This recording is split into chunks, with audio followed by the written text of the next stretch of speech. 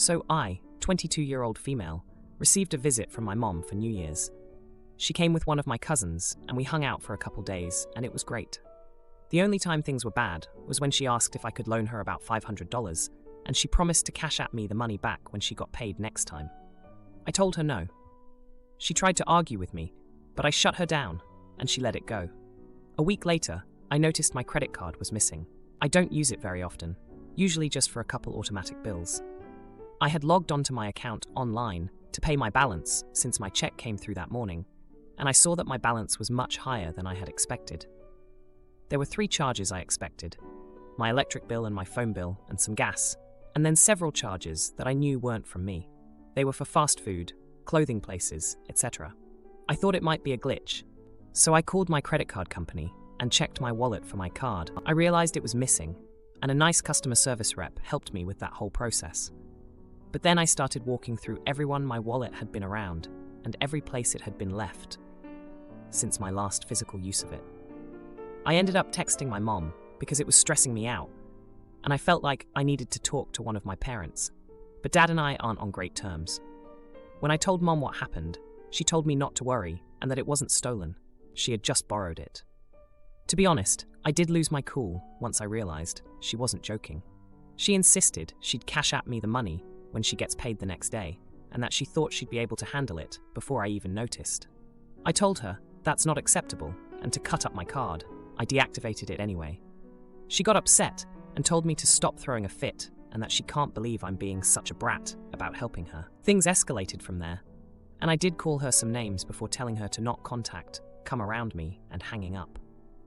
After that, I called the police, both in my area and in hers, to see which precinct I needed to file charges with. My mom has blown up my phone so much since this that I've had to block her, and she is posting all over Facebook about how I'm getting her thrown back in jail just for borrowing some money, and how she can't understand how she raised such a stingy child. Am I the idiot or losing my mind? I don't think I did anything wrong here. Edit. Good God, I didn't expect that much feedback. I posted this before I went into work, and I've been working through a serious customer rush since. I don't have much of my break left, so I can't reply to many comments until later. Now for a few comments before the update. Comment 1. Not the jerk.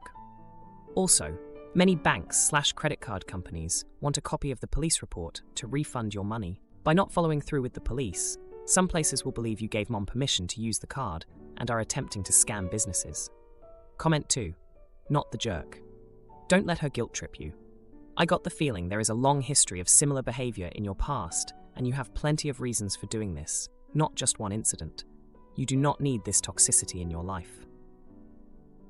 Now, for the update.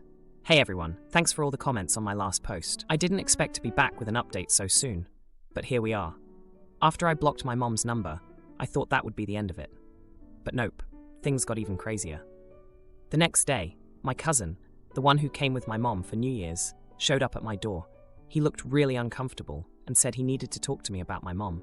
Turns out, he knew she took my credit card and felt guilty for not saying anything sooner. He said she'd been bragging about how she outsmarted me and how she was going to pay me back with money from her new boyfriend. I was fuming, but I thanked him for telling me the truth. I remembered how my mom had always been a bit reckless with money. When I was a kid, she'd often buy extravagant gifts for herself while we struggled to pay bills. It was like history was repeating itself, and I was the new target. The next day, I got a call from the police. They said they needed to talk to me in person. My heart was pounding as I drove to the station. The officer told me they had looked into my case and found out that my mom had a history of fraud. I was shocked. I knew she had been in trouble with the law before, but I didn't know it was for something like this.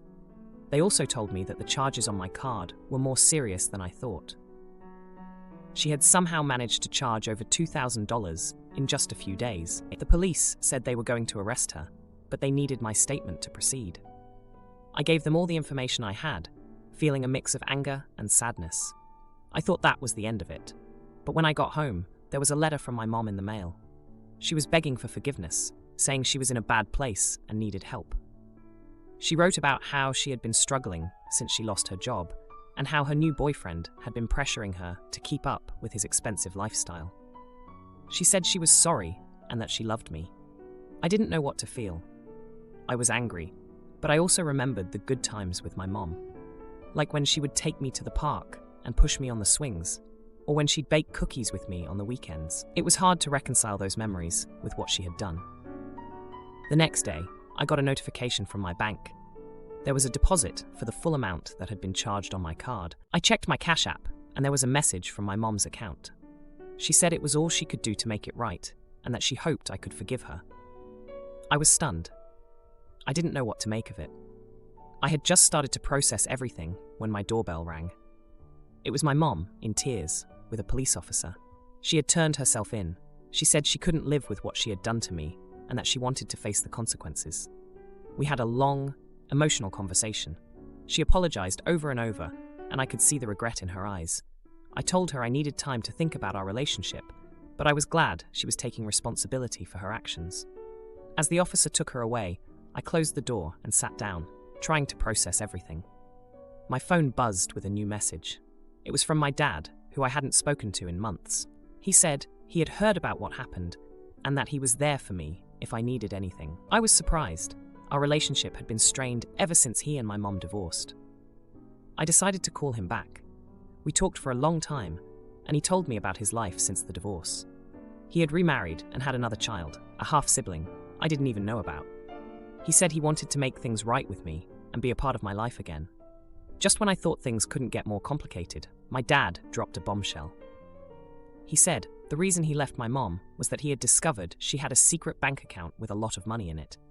Money that she had hidden from both of us. He suspected she had been planning to leave him and take me with her, but she never got the chance. I was speechless. All this time, my mom had been struggling with money, or so I thought, but she had a secret stash. It didn't make any sense. Why would she steal from me if she had her own money? I hung up with my dad, my mind racing. I had so many questions and no answers. I decided to do some digging of my own. I went through old papers and documents my mom had left behind. And that's when I found it, a bank statement for an account with over $50,000 in it. The account was in my name. I couldn't believe it. My mom had set up a secret account for me when I was a baby and had been putting money into it all these years. But why? And why steal from me if she had been saving for me? Boyfriend of 3.5 years insists on making my morning coffee, but it never meets my preferences. This morning, he made me a machine espresso coffee. I, 24-year-old female, have been with my boyfriend, 25-year-old male, for 3.5 years. He knows I am particular about certain things like tidying up and how I prefer to cook certain dishes. I make sure to do those things myself to avoid annoying him.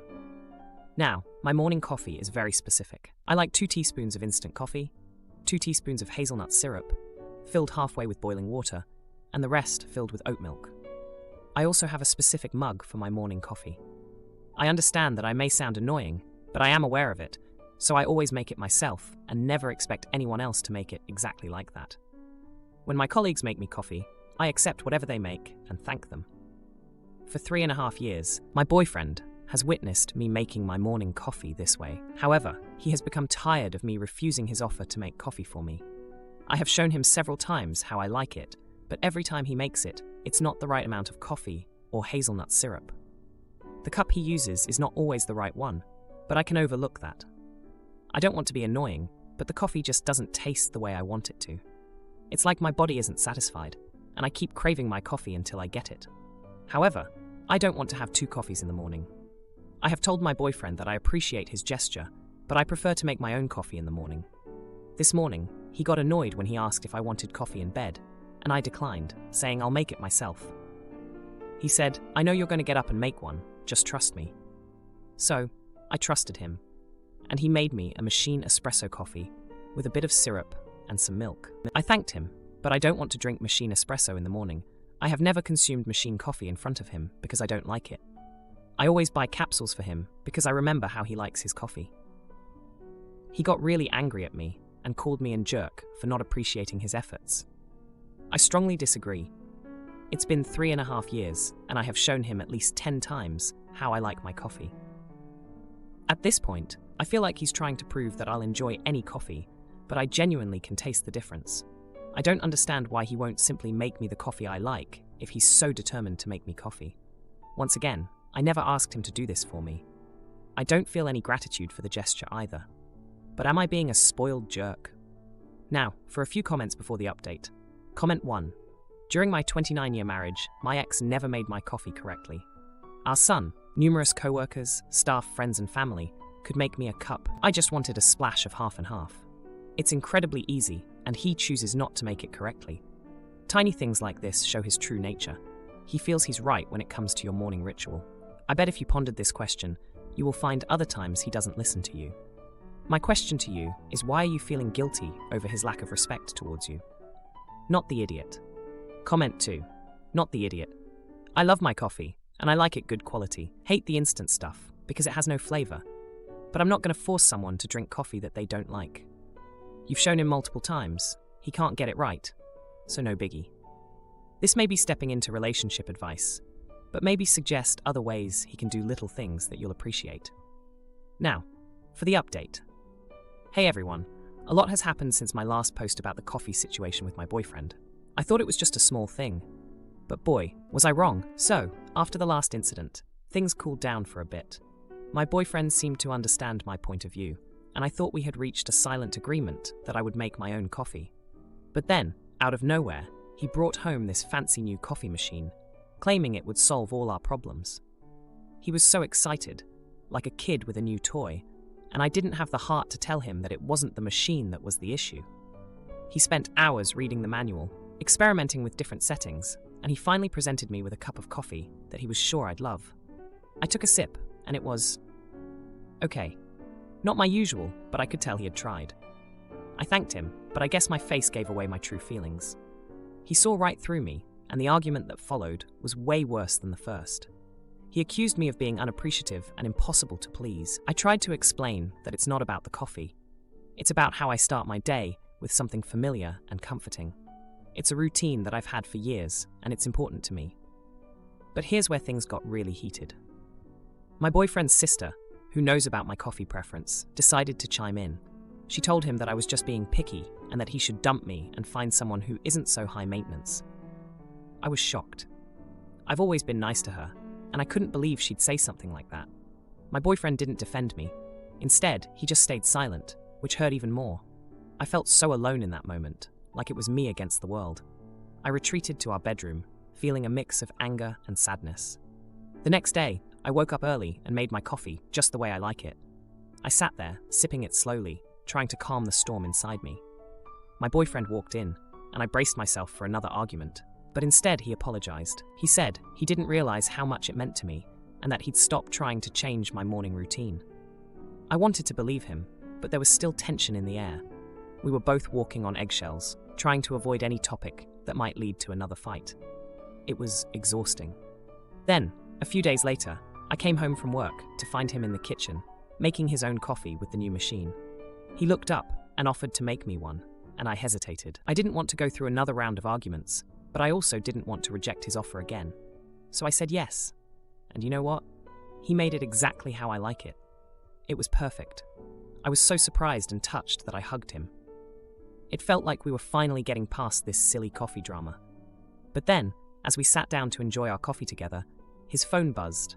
It was a text from his sister, and he made the mistake of reading it out loud. Did you finally get her to drink your coffee? Or is she still being a brat about it? I was furious. How dare she continue to meddle in our relationship? And why was he still discussing our issues with her?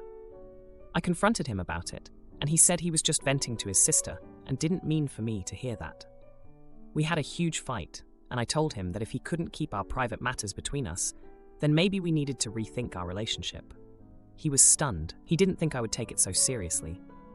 Now, we're in this weird place where we're both trying to act like everything's fine, but there's this unresolved conflict hanging over us. His sister's comments have driven a wedge between us, and I don't know how to get past it. I love him, but I can't shake the feeling that he doesn't respect my boundaries. Dad cheated on Mom while she was pregnant with me and had another kid with the other woman who's now my sister. Mom kicked him out, and I lived with her until she passed away, and he was never involved in our lives. His new wife caused conflict during Mom's funeral. My sister's mom has been diagnosed with a neurological disease, and my dad is absent and struggling financially. We find love letters between our parents. Oh boy. I'm a 16-year-old male, and my sister is a 15-year-old female. Our father was married to my mom, but he cheated on her while she was pregnant with me. A few weeks after I was born, he got another woman pregnant, who is now my sister. My mom kicked him out, and I lived with her mostly, only seeing my dad every other weekend until I turned 6. Then, my mom passed away from complications related to her asthma, and I had to live with my dad. The reason I referred to him as dad is because he was never really a father to me. Sure, we lived with him for years, but he has never been involved in mine or my sister's life. He never showed up to anything or spent time with us. His wife was the one who tried to insert herself into my mom's funeral planning and insisted that I shouldn't be acknowledged as her son in the obituary. She caused a lot of fighting with my grandparents and aunts, uncles, and eventually got kicked out. She tried to get my dad to side with her and say that she had authority over me, but he did nothing. So, I stayed with my grandparents for a few days, and when I returned, she told me she was now my mom and I should have respected her more. I was very disrespectful to her for years, and I don't even feel bad about it. I made her life miserable, and my dad was never around to do anything about it. She always made things worse by insisting that she was my mom. My sister hated me for how I treated her mom, and because she doesn't remember my mom, or the times when I wasn't always there, she refused to believe that I do remember, and she tells me that her mom is my mom in all the ways that matter. She thinks it's crazy how I make it seem like my mom did more for me than hers. She also told me that I should be grateful for having a larger family after my mom's death. So, my sister and I aren't close either. My sister's mom was diagnosed with a neurological disease in June. She's already struggling with some things and has regular medical appointments. My dad is basically gone all the time now. He hasn't helped his wife at all and isn't around for us, but that's nothing new. But now he is also bringing home less money. My sister is upset about her mom and has been taking her anger out on me. She is so disrespectful about my mom and has even wished harm upon her grave, just to upset me. But the other day, she told me that my mom was disgusting and ugly, and that she had been a bad wife and mom, which is why my dad chose her mom. She told me that her mom was so much better, and I should be grateful for her and do everything I can to take care of her. I looked her in the eye and told her that she is all alone in taking care of her mom, because I hate her mom, and I would never help her. She got really upset, broke down crying, and ran off to her room. Yesterday, she told me that I'm such a jerk, and that as her brother, I should love her enough to be better and support her. Am I the jerk? Now, for a few comments before the update. Comment 1. Not the idiot for your feelings, but your sister shouldn't have ever disparaged your mother. However, she is 15 years old. She is losing the only parent who cares about her. You've experienced that and know how horrible that is. I hope you're able to contact other family and move in. Go to your school counselor/resources. Call your dad's wife's family on behalf of your sister so she can have support as well. Even if you hate her, she's a kid that needs help. It sucks you're in this position, and it sucks for your sister. You both need help. Comment 2. Oh, frick them. Not the idiot. They are trying to manipulate you, and you understood that a long time ago. She's sad her mom is sick. Let her guess how you felt when your mom died. I'm not saying you should necessarily be mean to them, but pay them no mind. It's not your problem. For as much as they want to appear as a happy family, they clearly never faced the problems of your mother passing and how it affected you at a young age. I get that you feel sorry for them, but remember all the psychological violence they did to you. Now for the update. Hey Reddit, it's been 2 weeks since I last posted about the situation with my sister and her mom. And boy, do I have an update for you. Things have taken a tense turn, and I'm still trying to wrap my head around it all. So, after the last blowout with my sister, things were tense at home. I mean, we were practically walking on eggshells around each other. But then, out of nowhere, my sister comes to me with tears in her eyes, clutching a bunch of old letters and photos. I was ready for another argument, but what she showed me stopped me in my tracks. Turns out, she'd been snooping around in our dad's office, something we were both too scared to do because of his strict keep-out policy, and she found a hidden stash of letters between our mom and dad. And not just any letters. These were love letters, full of apologies and plans for a future that never happened because of my mom's passing. I couldn't believe it. All this time, I thought my dad didn't care about my mom after he cheated, but these letters painted a different picture. They showed a man full of regret, who still loved my mom despite his mistakes. It was a lot to take in. But that's not even the juiciest part. Among the letters, there was one that was never sent. It was from my mom to my dad, written shortly before she died. She talked about forgiving him and wanting to try again for my sake. She never got the chance to send it, and my dad probably never knew. My sister and I didn't know what to make of it. We'd spent years building up this image of our dad as this uncaring cheater, and now we were faced with evidence that things weren't so black and white. It was a lot to process. Meanwhile, my sister's mom's health was declining faster than we expected. With my dad still MIA, my sister was struggling to handle everything on her own. She was missing school, losing sleep, and I could see it was taking a toll on her. One day, I came home to find her passed out on the couch, exhausted. I couldn't just leave her there. Despite everything, she's my sister, and I couldn't stand to see her suffer like that. So I started helping out. I drove her mom to appointments, picked up prescriptions, and even cooked meals on occasion. It was during one of these drives to the doctor that my sister's mom dropped a surprise on me. She confessed that she knew about the letters all along. She'd found them years ago and hid them, hoping to keep the peace. She said she always felt guilty for coming between my mom and dad, and she regretted the pain it caused everyone. I was floored. Here was this woman, who I'd resented for so long, showing remorse for her actions. It made me see her in a new light. I didn't forgive her completely, but I started to understand her a bit more. As for my sister, this whole ordeal brought us closer together. We started talking more, sharing memories of our mom, and even laughing together, something I never thought would happen again. We were becoming a team, united by the chaos of our family. But just when I thought things were settling down, my dad finally showed up. He came home late one night, looking worn and defeated. He didn't say much, just went straight to his office. The next morning, he called us both into the kitchen for a family meeting. He told us he'd been laid off from his job and that money was going to be tight. He apologized for not being there for us and for his wife's illness. He even broke down crying, which I'd never seen him do before. It was a lot to take in. My sister and I exchanged looks, unsure of how to react. We were both angry at him for his absence, but seeing him like this, vulnerable and broken, it was hard to hold on to that anger. If you like this video, you'll probably like these too. Also, while you're here, please consider subscribing. It's your support that keeps this channel alive and allows me to make better and longer videos. Have a great day.